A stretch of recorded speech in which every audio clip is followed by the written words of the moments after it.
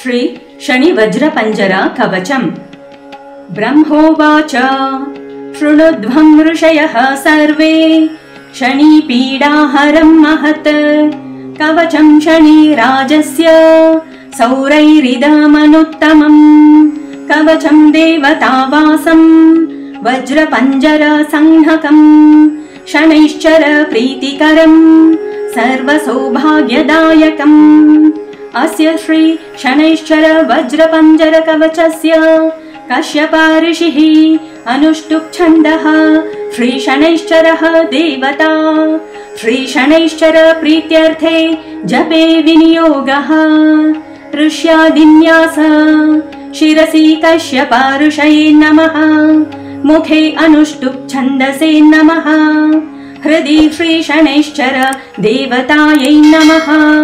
सर्वाङ्गे श्री शनैश्चर प्रीत्यर्थे पाठे विनियोगाय नमः ध्यानम् नीलाम्बरो नीलवपुः किरीटी गृध्रस्थितास्त्रासकरो धनुष्मान् चतुर्भुजः सूर्यसुतः प्रसन्नः सदा मम स्याद्वरदः प्रशान्तः कवचम् शिरः शनैश्चरः पातु भालं मे सूर्यनन्दनः नेत्रे छायात्मजः पातु पातु कर्णौ यमानुजः नासां वैवस्वतः पातु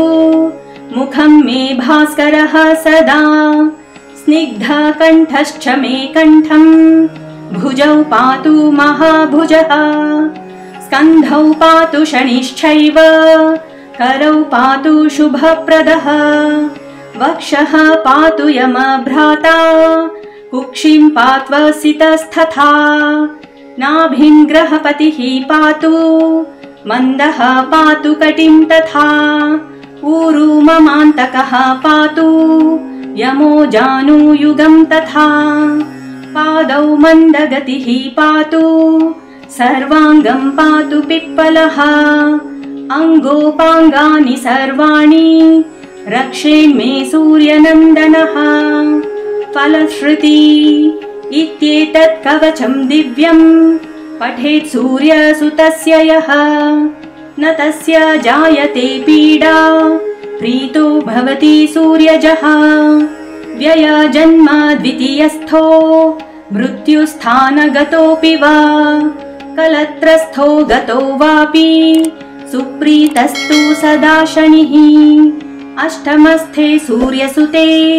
व्यये जन्म द्वितीयगे कवचं पठते नित्यं न पीडा जायते क्वचित् इत्येतत् कवचं दिव्यं सौरैर्यन्निर्मितं पुरा द्वादशाष्टम जन्मस्था दोषान्नाशयते सदा प्रभुः इति श्री ब्रह्माण्डपुराणे ब्रह्मनारद संवादे श्री शनि वज्रपञ्जर कवचं सम्पूर्णम्।